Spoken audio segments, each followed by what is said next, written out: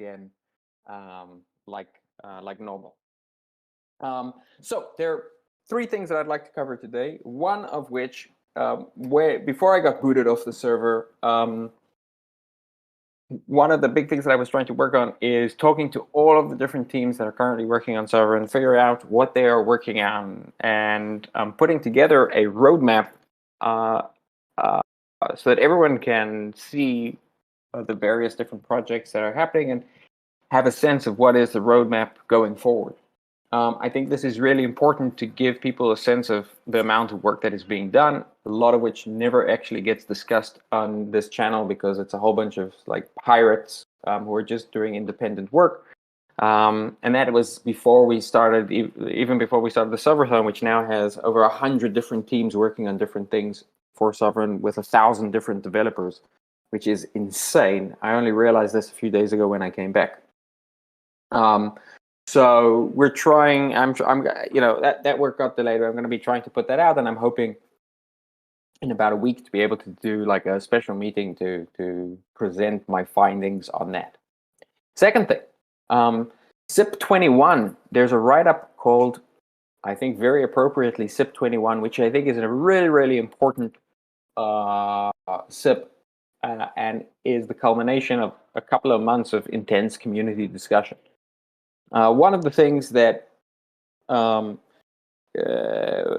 lot of people have been talking about is the fact that we basically are bootstrapping governance right now, and because we're bootstrapping governance at the same time as we're bootstrapping the protocol, the people are staked and are voting and are participating in the governance, but they're not getting rewarded in the way that is commensurate with the work that they're doing. And so for the last 2 months, the community, especially in the forums, have been discussing various ways to try and tackle this. And this has been distilled into a SIP to start providing SOV stakers with better rewards basically immediately. That SIP, I expect, will be up today or tomorrow. We'll announce it when it is. It would be great for everyone to take a look at it. It's basically the combination of thinking from all of these different discussions, plus a lot of input from the various devs around how we can do this in the best possible way. And one of the key things to remember is governance, the governance system, the Bitocracy system is the holy of holies. It's like the last thing you want to touch because it governs the entire rest of the system. And so you want to introduce as few changes as possible to that thing. And so one of the nice things about SIP 21 is it basically has a path towards providing SOV stakers with rewards without having to make any changes to the Bitocracy system itself. And then the last thing is we are on a long-term mission. And step one in this mission is building out the basic infrastructure, which is going to make Sovryn useful early on, is going to make it possible for users to use Sovryn early on, and is going to make it as easy as possible to onboard more and more users early on. And we've frequently spoken about the need to have the basic primitives of trading, lending, and leverage, and to have the ability to easily introduce more liquidity into the system. Now, this phase of building out that infrastructure is ongoing and will continue always, but especially is going to be intense for the coming, I would say, probably year. But we are now at a stage where a lot of this base infrastructure has been built out, and a lot of the work that is being done and will be done on an ongoing basis is polishing that, improving onboarding and offboarding, making it easier to get RBTC in and out of the system, improving the UI. So a lot of the work that's happening now is polishing those basic primitives. And yet already, the system has quite a good amount of users. It has growing TVL. There's like tens of millions of dollars that the system manages. And there's hundreds of millions of dollars in trade activity that have occurred over the system. And so I think we're now at a point where we can start thinking more aggressively about what we call adoption and would more typically be called marketing, right? It's now, I think we're now at a point where it makes sense for us as a community to start investing in building out a marketing and adoption team, which is on par with our ambitions and on par with our dev team and our community team. And the right way to do this, ideally, would be to have it emerge from the community. So there is a strong need to gather people from the community, from here, who are interested in helping out on adoption and marketing, and ideally have an understanding of Sovryn and a background and the skill set in marketing to go with it. And that could be anything. It could be people who would like to generate content. It could be people who have experience with social media marketing or digital marketing, because we want to really grow this team to be world class. But the two most important roles that we're going to be, I think, needing to start with is someone who can coordinate all of the different adoption efforts, sort of like a project and strategic manager for that, and someone who would, like in a regular company, be called a CMO, the Chief Marketing Officer. So those are two different roles. One being very coordination and tactics driven, and one being strategy and initiatives driven. And if anyone here feels like they are that person, or they know someone who has that skill set, DM me or DM Selena, because we're going to be offering, especially for the CMO role, $10,000 in SOV for anyone who even refers a person who goes on to end up taking ownership of that role. So those were the 4 things that I wanted to cover. It's great to be back. I missed Sovryn, and I missed these meetings. And with that, I would like to hand it over to Aurora. Thanks, Iago. We missed you as well, so glad to have you back. On the dev side, Iago already mentioned that we're going to publish the zip regarding the first bonus for the SOV stakers. It is actually already in the zip repository, so people who cannot wait for us publishing it can already have a look at the draft. But it will not take much longer until it is formally published as well.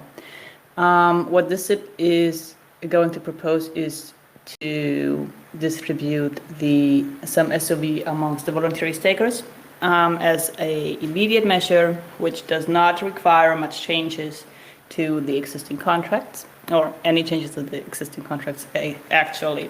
But like I said on the last community call, we also decided to exclude, or to make a proposal to exclude the vesting contracts from the fee sharing. In the end, it will be voted on, and it might be that we will have to see if it gets accepted or not.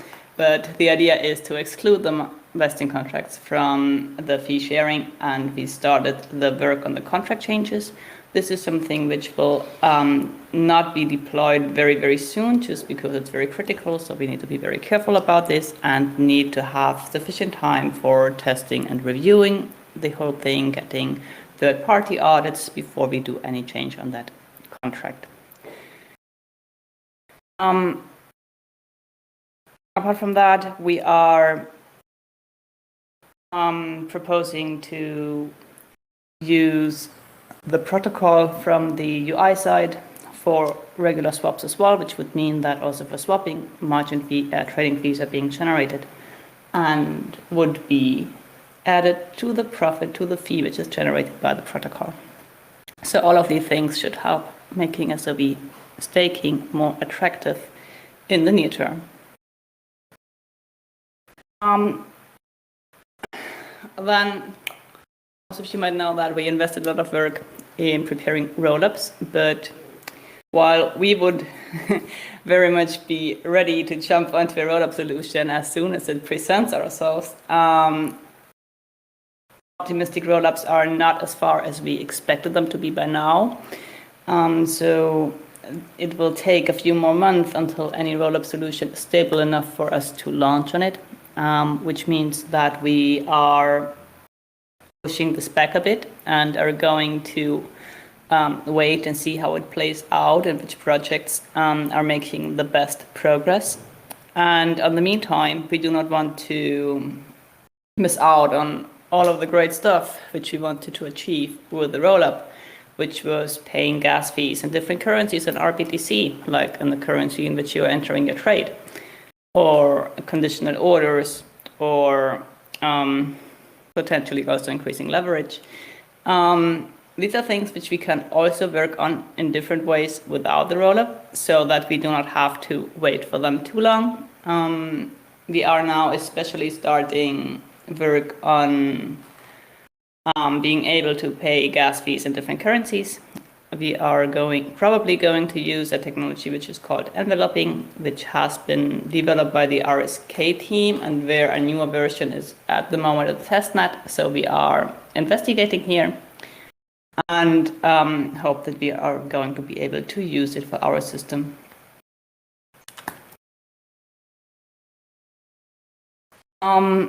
Then there are a lot of things which are already finished and which are now either on testnet or waiting for the audit in order to be published to the mainnet as well.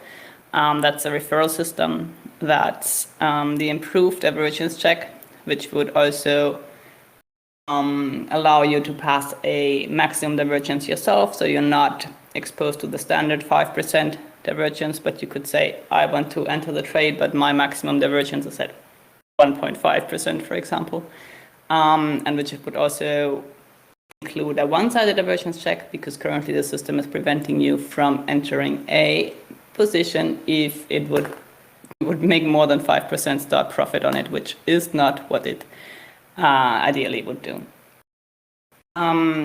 We added better emergency stops mechanism to the complete protocol, just because we want to be on the very, very safe side, because we want to officially transition the ownership to the governance as soon as possible. And this means that we need always to be in the control to pull any emergency stops as quickly as possible. We cannot wait for 24-hour voting period and 2-day time lock to execute an emergency stop. We have a big upgrade of the bridge again, which will make it more compatible with other smart contracts and will enable us to unstuck the 2 ETH transactions which got stuck on the bridge during the last aggregator update. We're waiting for the audit on the trading rebates and on Watcher V2. Watcher V2 is quite interesting because it is now shifting a lot of work which was formerly handled by wallets to a smart contract. So it's much more secure, because the wallets which are on your server, which are running, which are observing the system and which are liquidating and rolling over positions, now do not need to hold any considerable funds anymore themselves. And this makes it much safer for us to run them. It makes it much safer and easier for other parties to run them as well. And this should help with the decentralization of the Sovryn node system and improve our overall system security. On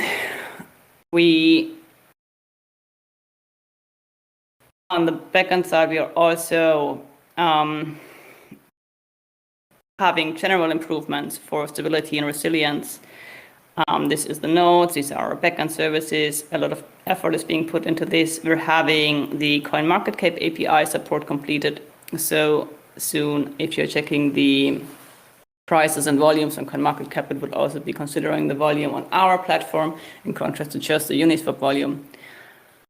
We got the first version of the API deployed, which a lot of people were waiting for. and have been working on our test coverage,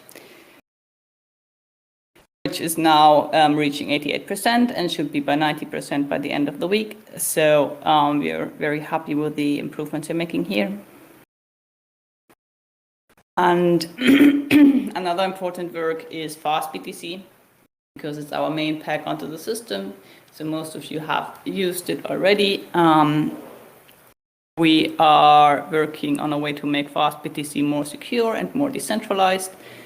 It's already as good as finished, you could say, but of course it needs testing before it can be deployed, and it removes some dependencies on the master node. We are in general going to improve fast BTC more also after this update, and this further improvement will most likely be tightly tied to the second pack, which is in the works, which is the SBTC pack, of which we have been talking in the past, which is on testnet now, and which we want to take into production as soon as possible. Apart from that, we calibrated the one pool oracles on historical data. So we're now having settings which we think are feasible and offering prices which are very, very, very close to the current spot price, but at the same time manipulation resistant. And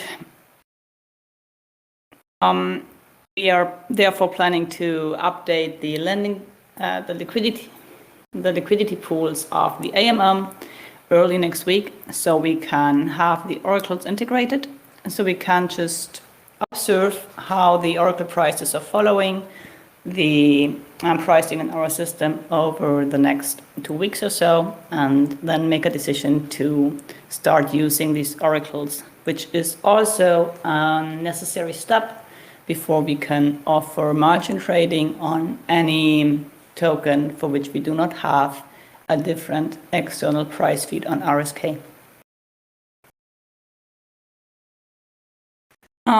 Also on mainnet next week will be the liquidity mining update for XUSD, which was supposed to be launched this Monday, which did not go that well, just because we had a mismatch with different versions on the smart contract, which should not have happened. So the affiliate logic was already merged into the lending pool logic. We updated the lending pool logic, but we did not update the protocol. So the affiliate logic was only on one side of the contract and not the other, and therefore the margin trading did not work anymore. So we needed to roll that back, and we're going to repeat it this time without the affiliate logic on Monday, with the affiliate or referral system then to follow shortly after that.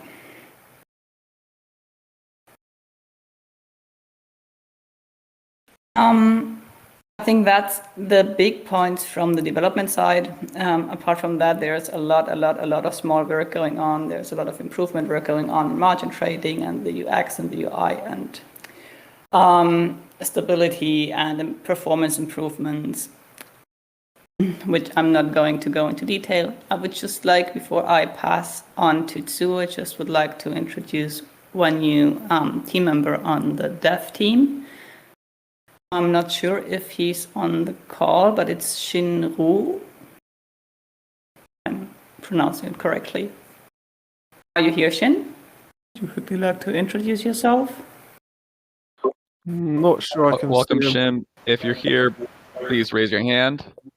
If not, maybe we can try answering some questions on what Ororo and Yago spoke of so far. So if you have a question, raise your hand. Okay, we've got David Saroy.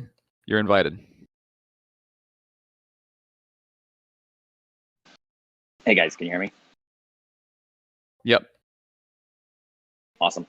So I just had a question regarding the optimistic rollup, and I know Ororo said that's kind of backed up a bit. I'm curious, is that because optimistic maybe wasn't as advertised, or that there's too many people trying to get into it? I guess I'm just curious, like, what is causing us to be a little bit hesitant from launching on there? Is that like our hesitation or something wrong with Optimistic? And then in terms of the future, is that we're just going to start skipping immediately to ZK? Just some more information on that would be great. So just to be, or I'll just give some quick background and then you can add it. At no point were we considering using optimism, right? So we were planning to use an optimistic rollup and not the optimism system from Ethereum. Optimism, and this is, we basically did an analysis months ago of the different pieces, the different technologies out there. Our assumption was that Optimism wouldn't launch anytime soon, that they were building the system to be much too complicated, and it turns out we were spot on with regards to that. They're still nowhere near being ready. What we started looking at was a technology stack called Arbitrum. Arbitrum is far ahead of Optimism, and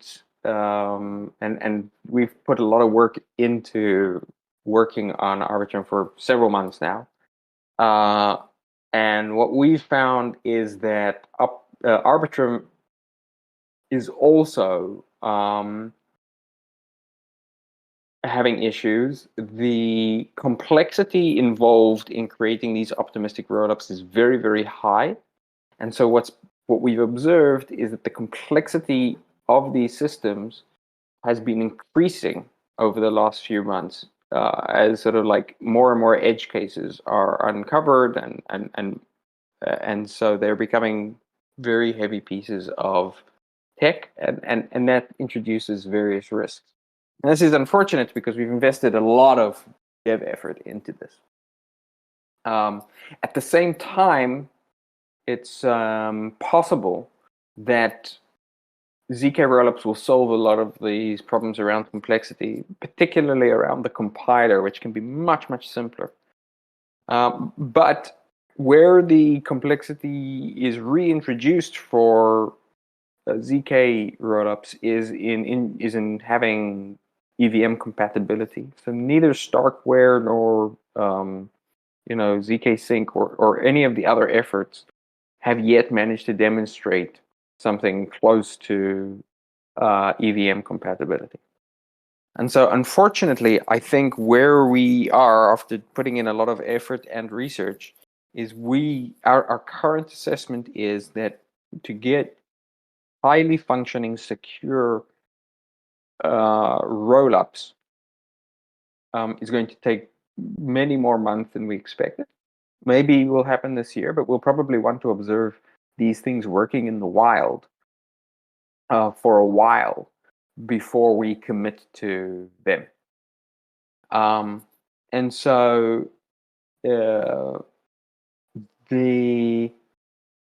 it was always less sort of urgent for us to have a rollup than for, say, an Ethereum project, but we felt like that was where the space was moving, and we wanted to be ahead of the curve. And we've learned a great deal from all of the research and dev work that we've done.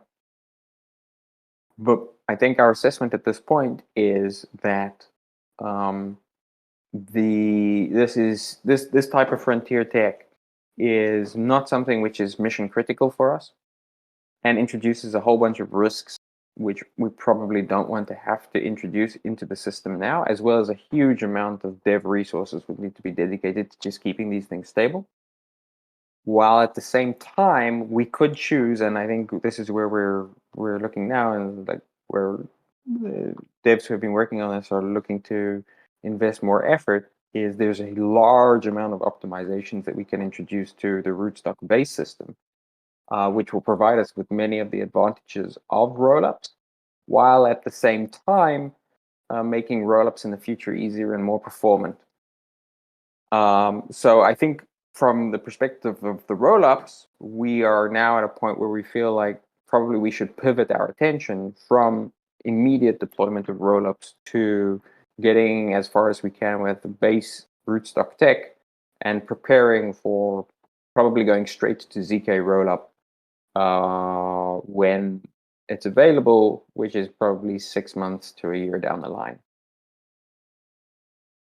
Okay, awesome. Super helpful. I appreciate the clarification on optimistic versus optimism. It sounds like a bit of an unfortunate setback.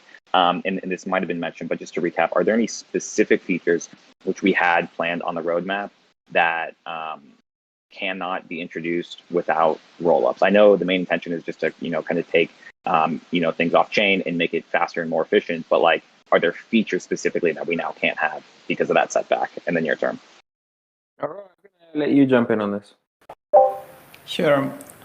So we had planned to have conditional orders on the rollup, just because on the rollup we could have had everything on chain. So also the order book, so to speak. And so we could have watchers which are observing the order book and then executing orders against the AMM as soon as the conditions are met. So it would have been a nice and easy way to have a completely decentralized way to process conditional orders without costs associated with creating and managing and canceling orders, and with close to zero delays as well. The thing is that while it would be nicest to have this piece of technology on the rollup, it's not strictly necessary to do it with the rollup. So there are other ways around.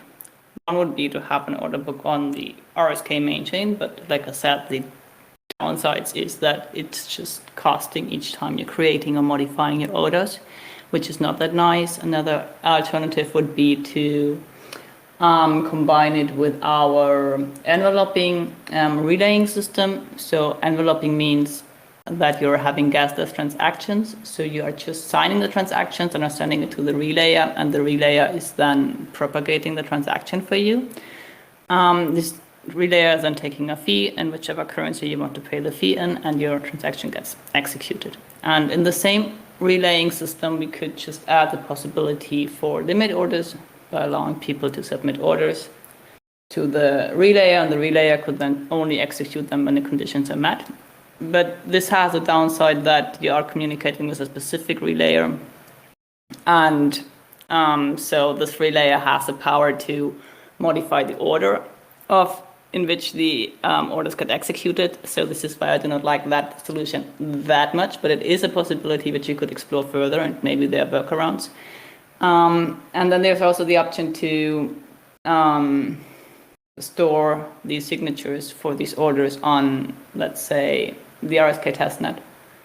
And then anyone could read the signatures, and anyone could take the signatures and propagate them on the mainnet when the time is ripe, and therefore then also execute the order without and we are not having the cost involved with creating the order. Both types would still require on-chain canceling of the orders. So the only safe way to have conditional orders is if they can be cancelled on the main chain, just to prevent them to be executed if you do not want them to be executed anymore. So these solutions are all not exactly as nice as it would be on the rollup, but there are a few different approaches which we can explore and discuss with which one we would like to move forward. But I think that this is definitely something which we can have also before we are moving on the rollup. Then there is the perp swap protocol on which we are working, which is a bit computation heavy and which might require also a lot of throughput. And there it would have also been good to have it directly on the rollup, but we're also constructing it in a way that it can work on RSK layer 1 as well, and especially if all of these improvements are introduced to the RSK mainnet, which have been discussed previously, then we might be well enough off for some more time on the RSK mainnet as well for this. So to just summarize it, it would be better for us to have all of the advantages of the rollup now. There is nothing which we really cannot do at all just because we're not moving ahead with it. It's just that we need to change the way in which we are building things. Understood. Makes sense. Thank you. Cool. And with that, let's move on to, just for the sake of time, Whipper, I got you later. Let's move on to Zoo with design updates. Hey guys, so the big things that we've been working on this sprint are we carried on working with the new Babelfish and bridge flows that will bring it into the dApp.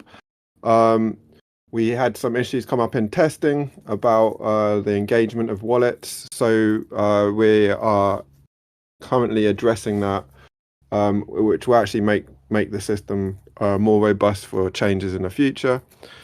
The Origins launchpad has now been fully tested and is pretty much ready and waiting to go. So we're just waiting for Babelfish to be ready for the sale, and basically we need to wait for Bitcoin to do its thing. We've got the reward page, so your SOV locked rewards will now soon be accompanied with liquid rewards, and it will also be the place where you will collect all your fees from across the whole dApp. So all the fees that you've been earning in liquidity mining, currently you collect them when you withdraw from the pool.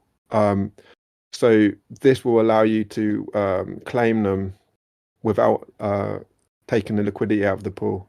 And that will be the same with the reward SOV that you're earning in the pool. You'll be able to see it on the reward page and claim it without taking your liquidity out of the pool. So that's going to be quite cool. The referral system is almost ready to launch. As Aurora mentioned, there was a bit of mix up with what was deployed with what. And so, yeah, that will be coming hopefully next week, which will allow you to earn fees from all the people that use your unique code to sign up to Sovryn with. We're ready to launch the new lending interface. That will be going ahead early next week, Monday, I believe, with the new lending mining rewards on the XUSD. The soft launch of the website has been rolled back a bit because the adoption and marketing people are looking over the copy and making a few changes. And it was decided that it was better to do that before releasing what we had. So sorry about that. It shouldn't be too long. I'm kind of in agreement with that as well, though. So it'll come out and it'll be much better and make more sense for you guys. The biggest thing we're kind of working on now is that now most of the new interfaces are out and it's becoming much more functional. Always in the background, we're working on issues and bugs and UI fixes. But now that the majority of it is functioning, we're looking at making an account section for you, which would like house your wallet and your portfolio. It would hold all the different balances of everything that you're using across the dApp. Have a nice dashboard.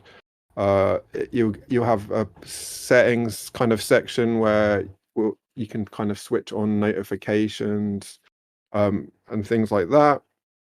This is where all the like reward claiming and fee claiming that I just explained about will then migrate to. And in general, all your histories will be put into one place instead of having different history tables all over the place across the dApp. They'll be all in this one place for you. That's pretty much it with like the dApp and the website. Other than that, we're kind of like really excited about the book that Anita Posh worked on with us. We'll be launching on the 24th, and I definitely recommend you all give it a read. Other than that, I don't really have anything else to update with. If anyone has any questions. Yeah, let's open it up. Whipper, I don't know if you wanted to go first, and then Nimish, you can go after. Hey guys, what's happening? Can you hear me? Yes, sir. Awesome. Yago, nice to have you back. Sue, great work. Engalandia as usual. Awesome rap. Aurora, kicking ass. Keep it up. I had a question, guys, just with regards to how close we are to allowing any asset to be bridged over. I think one of the nice key factors of the RSK network in general is like the strong sense of Bitcoin security and decentralization. And I guess I'm just thinking out loud for different ways to, while we're building things out, how to bring more value over to Sovryn in general. And I was just curious if you thought allowing other assets to be bridged over might be one of the ways that we can bring in some more value and, overall TVL, how far Just away out of we are from interest, sorry, just out of interest, what assets would you be looking to bridge over? So it's nothing specific, but like I feel like up until this point, it's been very restrictive, right? Like you can only trade what's available right now, whereas the flexibility with, let's just say, the likes of like a Uniswap or like a PancakeSwap gives you the functionality to not only add liquidity to any asset that you want, but you just have the flexibility to trade any asset that you want. So I guess I'm just thinking about like different ways. I'm just trying to brainstorm ideas of how we can just start to bring over more assets, more TVL.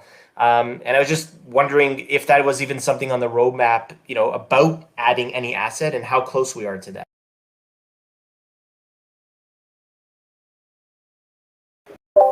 Okay. Yeah, go. Well, I'll just say there's work being done to make it much easier to create basically for people to set up their own AMM pools with any asset against BTC. I think that is going to be the higher priority because people can bridge over assets, but if there's nothing for them to do with them without having to go through a SIP, it's less exciting. And then the next step would basically be allowing any assets to be brought over the bridges. And I'd be very interested to hear Aurora's opinion and thoughts on the timeline here. My feeling is that while that would be good, and indeed might be one way to drive a more interest in liquidity, the system right now, where we are, for my personal feeling is that where we are is we want to sort of incubate what we have, make it really, really solid.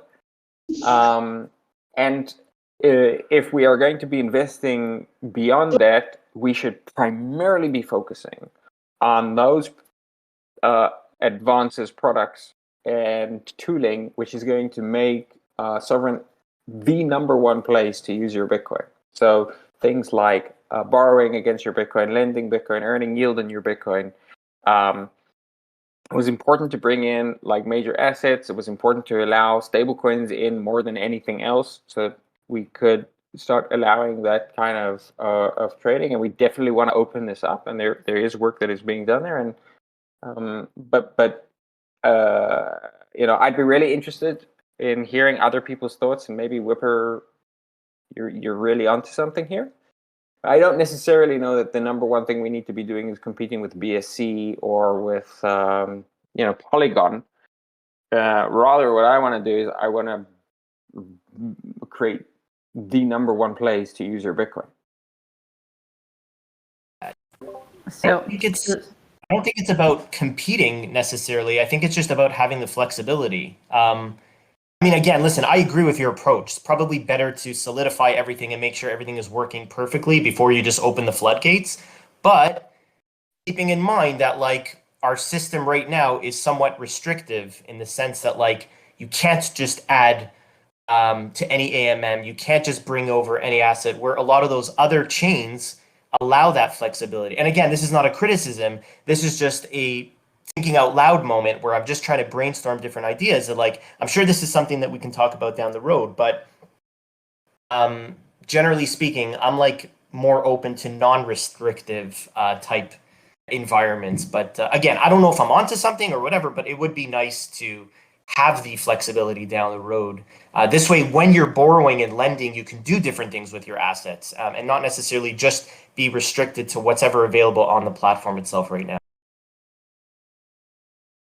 I think it also falls in line with the mantra of anything that improves upon what Bitcoin does should be adopted by Bitcoin. And I think it's just a matter of like resources at the moment. And I think we do want to have features like that. But I suppose that we're prioritizing the more Bitcoin native features at the moment. But it doesn't mean that like we don't want that too. From a technical perspective, it would be very easy to allow all of the tokens to be brought over. So if we would want to have it, we could have it tomorrow, so to speak. So technically, there is no issue at all. It's mostly that, like Jago said, currently you could not do anything with the assets you're bringing over if there is not a pool for it. And if we would be creating pool for all of these assets where maybe there is not even interest, but all of these pools would require a huge amount of liquidity to be offering attractive prices, and people would need to up the prices to keep them aligned with the prices the assets have somewhere else on like on ETH or on centralized exchanges.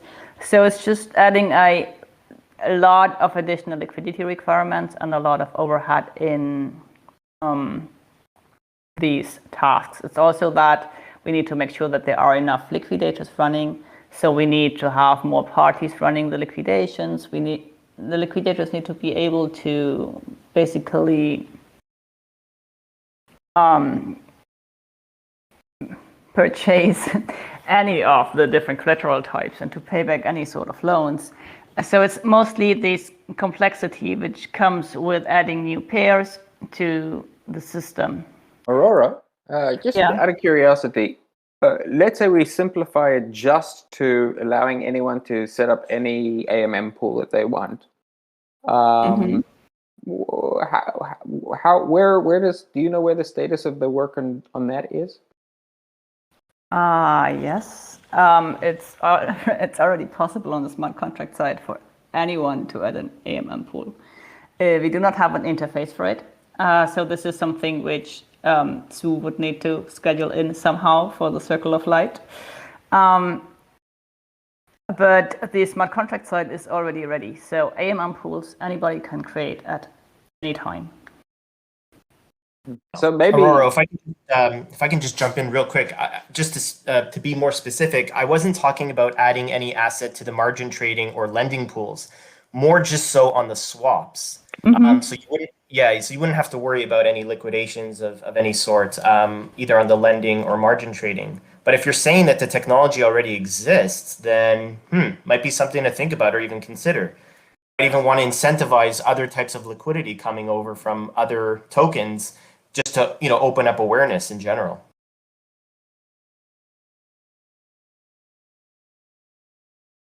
I think Aurora's point is valid, though. It's like if we don't have liquidity enough for the swaps, like somebody can do it, but then it causes this huge arbitrage issues. Like it may just backfire on us, is my concern. Yeah, I don't know that arbitrage is such a bad idea. It might be great for us to have really mispriced prices on a whole bunch of long tail assets. If people want to bring them in, then people will be, arbing all day long. Right. So a really interesting idea, Whipper. I'm glad you brought it up.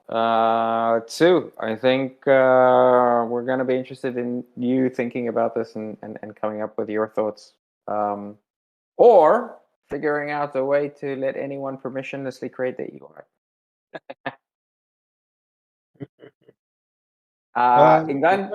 Cool. Let me go over my updates real quick, and we can continue with questions while we still have 12 minutes left for the call. So Solvathon still ongoing, 10 days left. Then we'll begin the judging of the project submissions and prizes along with the follow-on grants. Working on an adoption strategy for the Asian market alongside Idan Yago and Alf, who we're still onboarding to the adoption squad. We're currently exploring multiple options for fiat off-ramps, exploring options for onboarding traditional finance lending platforms to integrate with our system, which is pretty interesting.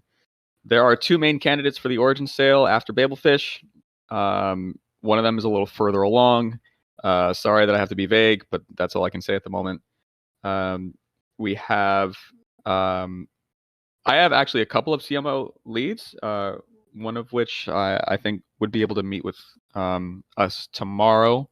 And he has prior blockchain experience from well-known projects in the DeFi space. And we have a new upcoming integration with Decent Wallet. If you guys haven't heard of Decent Wallet, it's a hardware wallet as well as a software wallet. DCENTwallet.com from the Korean market. So they would be doing the listing of the rootstock SOV token as well as the Ethereum ESOV token. And they've tested the hardware and software wallets with our actual trading platform and have been able to successfully swap for SOV.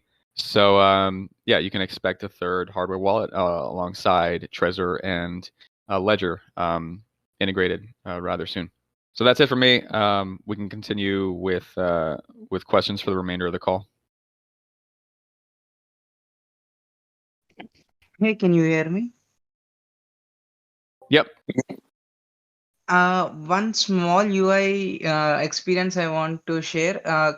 Can you automate that update button every time? It's annoying to press update, update, update.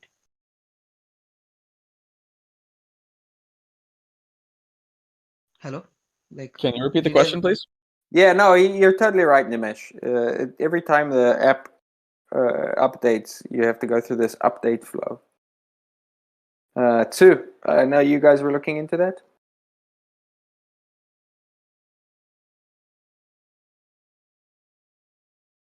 What? You click update because you need to update the app. Yeah, but then you have to go through this entire flow of getting that pop up and then it would be nice if there was a smoother flow. Anyway, it's a good comment. We don't need to solve it right now. I think that maybe it will already improve the situation if we would not have that frequent updates, but fewer updates, just so users have to update the app less frequently.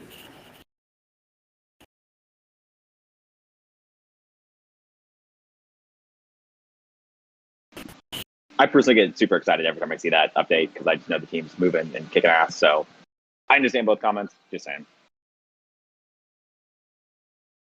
Can I ask my question now? Yep, go ahead.